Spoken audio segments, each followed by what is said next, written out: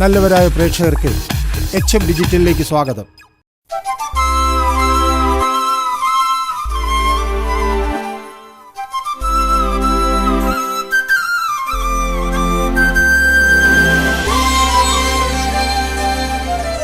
മലയാള സിനിമയിൽ വ്യതിരിക്തമായ രീതിയിൽ ചിന്തിച്ച് മോരും മുതലയും തിരിച്ചറിഞ്ഞ് പ്രേക്ഷകരുടെ ഉൾത്തുടിപ്പായി മാറിയ ശ്രീ സന്തോഷ് പണ്ഡിറ്റ് ജിയുമായുള്ള അഭിമുഖത്തിലേക്ക് നിങ്ങളെ ഏവരെയും ആനയിക്കുന്നു. ആടിനെ തളയ്ക്കാൻ എന്തിനാടോ ആനയുടെ ചങ്ങല? കഥ, തിരക്കഥ, ഗാനരചന, സംഗീതം, നിർമ്മാണം, സംവിധാനം, പ്രധാന നടൻ എന്നീ നിലകളിൽ വ്യക്തിമുദ്ര പതിപ്പിച്ച സന്തോഷത്തിൻ്റെ പണ്ഡിറ്റായ ജി മിനിമോളുടെ അച്ഛൻ എന്ന ചലച്ചിത്രത്തെക്കുറിച്ചുള്ള വിശേഷങ്ങൾ അറിയാൻ ഞങ്ങൾക്ക് അതിയായ താല്പര്യമുണ്ട്. മലയാളി ഹൗസ് എന്ന പരിപാടിയിലൂടെ ഏറ്റവും കൂടുതൽ ഇമേജും ആരാധകരെയും താങ്കൾക്കാണ് ലഭിച്ചത്. ഇതിന്റെ രഹസ്യം എന്താണെന്നൊന്ന് പറയാമോ? തീർച്ചയായിട്ടും 16-17 കണ്ടസ്റ്റൻസ് ഉണ്ടായിരുന്ന മലയാളി ഹൗസിൽ ഏറ്റവും കൂടുതൽ ആരാധകരെ എനിക്ക് ലഭിച്ചു എന്ന് പറയുന്നത് എനിക്ക് വളരെ സന്തോഷമുണ്ട്. നിങ്ങൾക്കറിയാൻ പറ്റും, നമ്മൾ പ്രശസ്തരായി കരുതുന്ന ആളുകൾ അല്ലെങ്കിൽ ഏതെങ്കിലും ഒരാളുടെ സംസ്കാരം അറിയാൻ പറ്റുന്ന ഒരു പരിപാടിയാണ് മലയാളി ഹൗസ്. പലരും ക്യാമറയുടെ മുന്നിൽ അഭിനയിച്ചു, നന്നായിട്ട് ലഹള കൂടി, പലരും ഭാര്യയെ ഉണ്ടാക്കി, ഭർത്താവിനെ ഉണ്ടാക്കി, കാമുകനെ ഉണ്ടാക്കി, കാമുകിയെ ഉണ്ടാക്കി. അതേസമയം വ്യക്തിപരമായിട്ടാണ് അത്തരം മെലോഡ്രാമയ്ക്കൊന്നും പോകാതെ ഞാൻ എന്താണോ അതുപോലെ ഞാൻ ജീവിച്ചു. അതുകൊണ്ട് തീർച്ചയായിട്ടും മലയാളി ഹൗസിന് ശേഷം എനിക്ക് ഒരുപാട് ഇമേജ് ലഭിച്ചു. തീർച്ചയായിട്ടും ജനങ്ങൾ എന്നെ സപ്പോർട്ട് ചെയ്തതിൽ എനിക്ക് വളരെ സന്തോഷം. ഭാര്യാഭർത്തൃബന്ധമെന്നാൽ കണ്ണുകൾ പോലെ, പ്രേമി പ്രേമിക ബന്ധമെന്നാൽ കണ്ണുകൾ പോലെ. അവ ഒന്നായി കാണുന്നു, അവ ഒന്നായി ചലിക്കുന്നു, അവ ഒന്നായി കരയുന്നു, ഒടുവിൽ ഒന്നായി അടയുന്നു. മിനിമോളുടെ അച്ഛൻ എന്ന സിനിമയിലൂടെ സംവേദിക്കുന്ന പ്രധാന സന്ദേശം എന്താണെന്നൊന്ന് പറയാമോ? നിങ്ങൾക്കറിയാൻ പറ്റും, എൻ്റെ എല്ലാ സിനിമയിലും ഞാൻ എന്തെങ്കിലും സന്ദേശം കൊടുക്കാറുണ്ട്. മിനിമോളുടെ അച്ഛൻ എന്ന സിനിമയിൽ ഇതുപോലെ ഒരു സന്ദേശം നിങ്ങൾക്ക് ലഭിക്കും. അതായത് ജീവിതത്തിൽ എന്ത് കാര്യത്തിന് മനസ്സിന് മുറിവേറ്റാലും അതിന് സ്നേഹം നല്ലൊരു മരുന്നാണ്. അതേസമയം അതായത് നമ്മളിപ്പോൾ ഒരാൾ വളരെ സ്നേഹിക്കാൻ വിചാരിക്കുക, ആ വ്യക്തി നമ്മളെ ഏതെങ്കിലും രീതിയിൽ പാരവയ്ക്കും, ഏതെങ്കിലും രീതിയിൽ ഉപദ്രവിക്കുകയോ ചെയ്യുമ്പോൾ ആ രീതിയിൽ ഉണ്ടാകുന്ന ഒരു വിഷമം നമുക്ക് ഒരു രീതിയിലും ഒരാൾക്കും നമ്മളെ ആ വിഷമത്തിൽ മോചിപ്പിക്കാൻ പറ്റില്ല. അതുകൊണ്ട് സ്നേഹിക്കുന്നവരെ പണിയെടുക്കും, സ്നേഹിക്കുന്നവരെ പാരവയ്ക്കരുത് എന്നുള്ള ഒരു ഉപദേശമാണ് ഞാൻ മിനിമോളുടെ അച്ഛൻ എന്ന സിനിമയിൽ. കൊടുങ്കാറ്റിൽ കൊളുത്തിവെച്ച ദീപമല്ലേ ജീവിതം, തമസിൽ അലിഞ്ഞു ചേർന്ന നിഴലല്ലേ ജീവിതം. അതിൽ ജനനമൊന്ന്, മരണമൊന്ന്, ജീവിതമൊന്ന്, അതിൽ സ്വപ്നമൊന്ന്, സ്നേഹമൊന്ന്, സംഗീതമൊന്ന്. കൊടുങ്കാറ്റിൽ കൊളുത്തിവെച്ച ദീപമല്ലേ ജീവിതം, തമസിൽ അലിഞ്ഞു ചേർന്ന നിഴലല്ലേ ജീവിതം. താങ്കൾ മുമ്പ് എഴുതിയിട്ടുള്ള ഒരു കവിത ഈ സിനിമയിലൂടെ ഗാനമാക്കി എന്ന് എല്ലാവരും പറയുന്നു. അത് ശരിയാണോ? ഞാൻ സ്കൂളിലും കോളേജിലും പഠിക്കുന്ന സമയത്ത്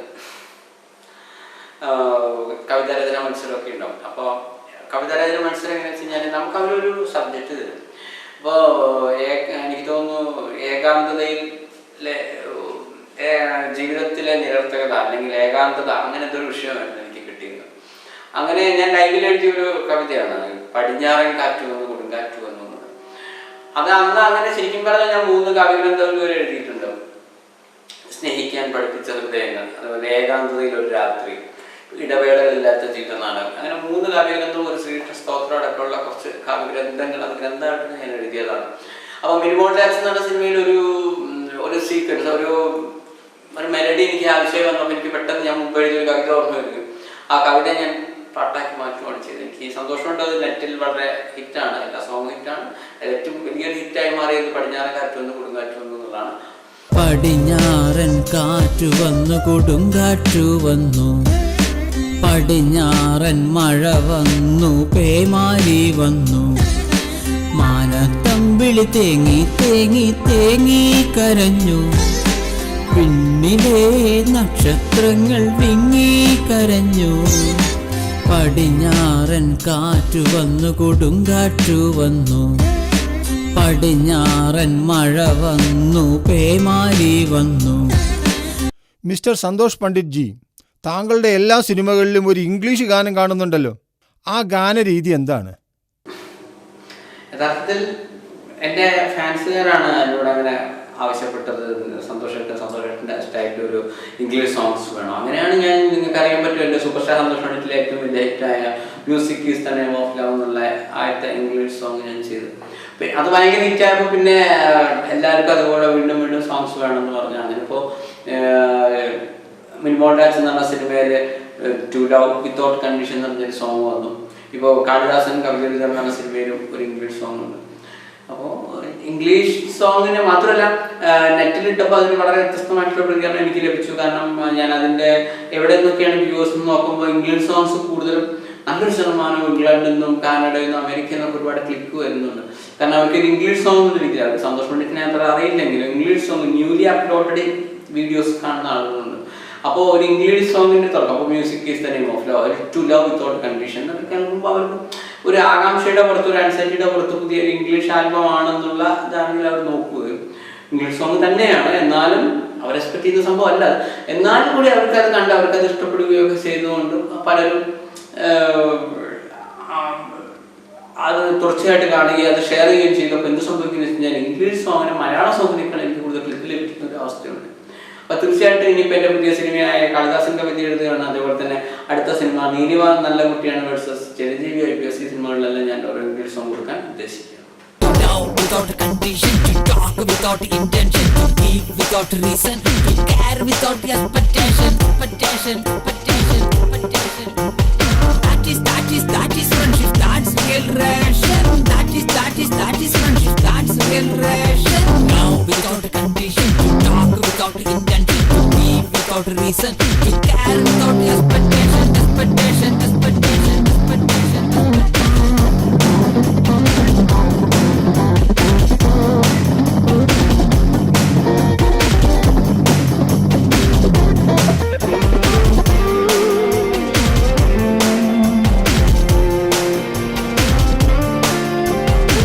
അങ്ങ് തികച്ചും ശ്രീകൃഷ്ണ ഭക്തനാണോ? ഓരോ കൃഷ്ണഭക്തി ഗാനവും എല്ലാത്തിലും ചിത്രീകരിച്ചു കാണുന്നു. ബോധപൂർവ്വം കൃഷിയൊന്നുമല്ല. ഞാനൊരു ശ്രീകൃഷ്ണ ഭക്തനാണ്. അതുകൊണ്ട് തന്നെ ശ്രീകൃഷ്ണനുമായി ബന്ധപ്പെട്ടൊരു ഗാനം എൻ്റെ സിനിമയിൽ ഞാൻ ഉൾപ്പെടുത്തുകയാണ് ചെയ്യുന്നപ്പോഴും ഒരു ഭക്തി ഗാനം ഒരു പ്രത്യേക വെറൈറ്റിയിൽ ചെയ്യുന്നു എന്നുള്ളതാണ്. പിന്നെ അത് ആദ്യ സിനിമ മുതലേ അത് വളരെ ക്ലച്ച് പിടിച്ചു എന്നുള്ളതാണ്. കാരണം നിങ്ങൾക്കറിയാൻ പറ്റും, കൃഷ്ണൻ്റെ ആദ്യം വരുന്ന സിനിമയിലെ ഗോകുലനാഥനായി കള്ളക്കണ്ണൻ എന്നുള്ള ഗാനം ഭയങ്കര ഹിറ്റായിരുന്നു. അതേപോലെ തന്നെ സൂപ്പർ സ്റ്റാർ സന്തോഷ് പണ്ഡിറ്റിലെ ഭജൻ ഭജൻ കൃഷ്ണ ഭജൻ എന്നുള്ള പാട്ട് ഹിറ്റായിരുന്നു. ഇപ്പോൾ മിനിമോൾ ഡാൻസ് എന്ന സിനിമയിലെ വൃന്ദാവനം പൂത്തുലഞ്ഞു എന്നുള്ള പാട്ടും നെറ്റിൽ നല്ല ഹിറ്റാണ്.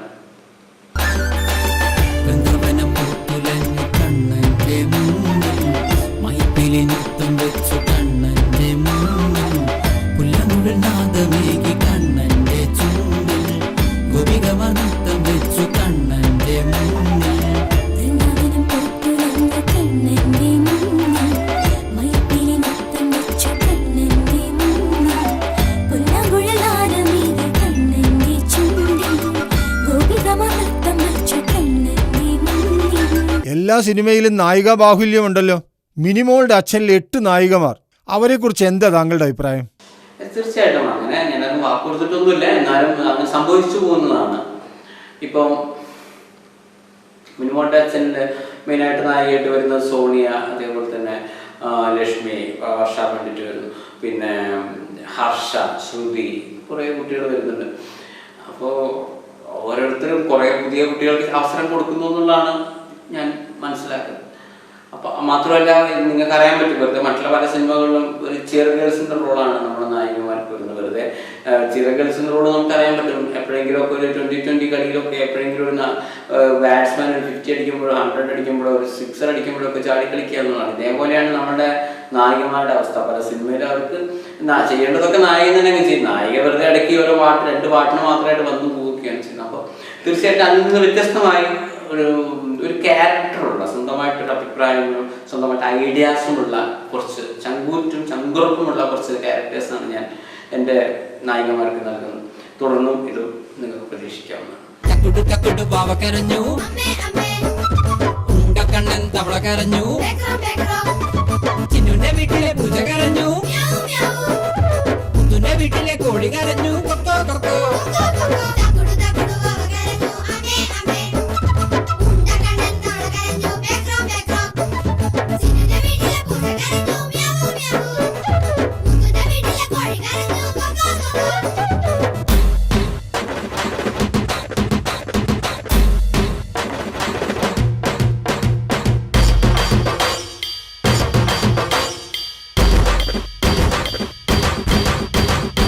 എല്ലാ സിനിമയിലും പ്രേമവും കോമഡിയും കലർന്ന ഗാനങ്ങൾ ചേർക്കാറുണ്ടല്ലോ. മിനിമോളുടെ അച്ഛനിലെ അത്തരത്തിലുള്ള ഒരു ഗാനം ചിത്രീകരിച്ചത് ഞങ്ങൾക്ക് കാണാൻ കഴിയുമോ? തീർച്ചയായിട്ടും കൃഷ്ണനും രാധയും എന്ന സിനിമയിലാണ് ഞാൻ ഇങ്ങനെ ഒരു പരീക്ഷണം നടത്തിയത്. മാമായ വീട്ടിലെ ഡാഗിനി എന്ന് പറഞ്ഞൊരു പാട്ടുണ്ടായി. ഒരേ സമയം തന്നെ കോമഡിയും അതേപോലെ തന്നെ അത്യാവശ്യം ലവ് സോങ്ങും ആയിരുന്നു. അത് ഒരേ സമയം തന്നെ അത്തരം ടൈപ്പ് ഗാനങ്ങളിൽ ഞാൻ കാണുന്ന ഒരു ഗുണവശം, നമുക്ക് ഒരേ സമയം യുവാക്കളെയും അട്രാക്ട് ചെയ്യാൻ പറ്റും, അതേപോലെ തന്നെ കുട്ടികളെ അട്രാക്ട് ചെയ്യുന്നത്. ഞാൻ അതിൻ്റെ ഒരു മനഃശാസ്ത്ര വശമാണ് പറയുന്നത്. അപ്പോൾ അത് നല്ല ക്ലച്ചായി. അപ്പോൾ പിന്നെ രണ്ടാമത്തെ സിനിമ സൂപ്പർ സ്റ്റാർ സന്തോഷ് പണ്ഡിറ്റിൽ ഇതേപോലത്തെ ഒരു ഗാനം ഞാൻ ഉൾപ്പെടുത്തി. ഇത് സാധാ കോളല്ല എന്ന് പറഞ്ഞിട്ടൊരു അത്യാവശ്യം ഗ്രാഫിക്സ് ഒക്കെ ഉപയോഗിച്ചൊരു ഗാനം ഉൾപ്പെടുത്തി. നോക്കിയപ്പോൾ അത് ഭയങ്കര ഹിറ്റായി.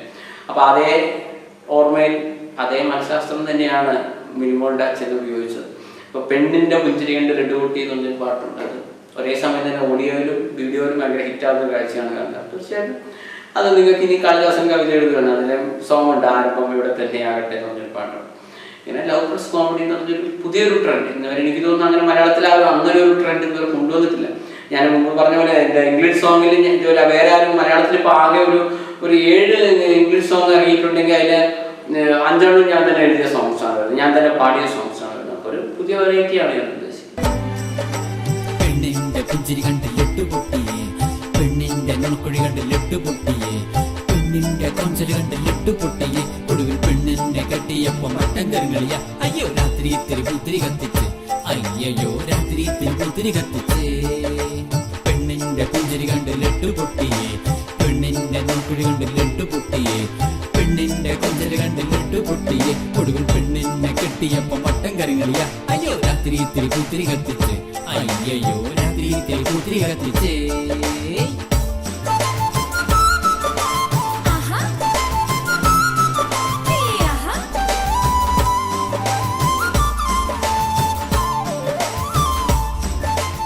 പ്രകൃതി സൗന്ദര്യം നിറഞ്ഞ പാശ്ചാത്തലങ്ങൾ അങ്ങയ്ക്ക് വലിയ ഇഷ്ടമാണെന്ന് തോന്നുന്നു. ഗാന ചിത്രീകരണത്തിന് അത്തരം ലൊക്കേഷനുകൾ ധാരാളമായി കണ്ടുവരുന്നു. അതിൻ്റെ സവിശേഷതകളൊന്ന് വിവരിച്ചു പറയാമോ? തീർച്ചയായിട്ടും എനിക്ക് സത്യം പറഞ്ഞ അച്ഛനമ്മമാരെക്കാൾ കൂടുതൽ ഇഷ്ടം പ്രകൃതിയോടാണ്. അപ്പോൾ എപ്പോഴും പ്രകൃതി ഇങ്ങനെ കണ്ടുകൊണ്ടിരിക്കണം. അതുകൊണ്ടാണ് ഞാൻ ശരിക്കും പറഞ്ഞാൽ ഈ 8 ഗാനങ്ങളെല്ലാം ഉൾപ്പെടുത്താനുള്ള പ്രധാന കാരണം പ്രകൃതി. അതിനെ നോക്കി അറിയാൻ പറ്റും. 8 പാട്ടുകൾ വളരെ പ്രകൃതി രമണീയമായ സ്ഥലങ്ങളിൽ നിന്നാണ് ഞാൻ ചെയ്യുന്നത്. അപ്പോൾ പ്രകൃതി എപ്പോഴും കണ്ടുകൊണ്ടിരിക്കാൻ വേണ്ടിയിട്ടാണ് യഥാർത്ഥത്തിൽ ഞാൻ 8 പാട്ടുകളെല്ലാം ഉൾപ്പെടുന്നത്. അതുകൊണ്ട് തന്നെ വളരെ മനോഹരമായ നല്ല നല്ല സീനറി നിങ്ങൾക്ക് എൻ്റെ സിനിമകളിൽ പ്രതീക്ഷിക്കാവുന്നതാണ്.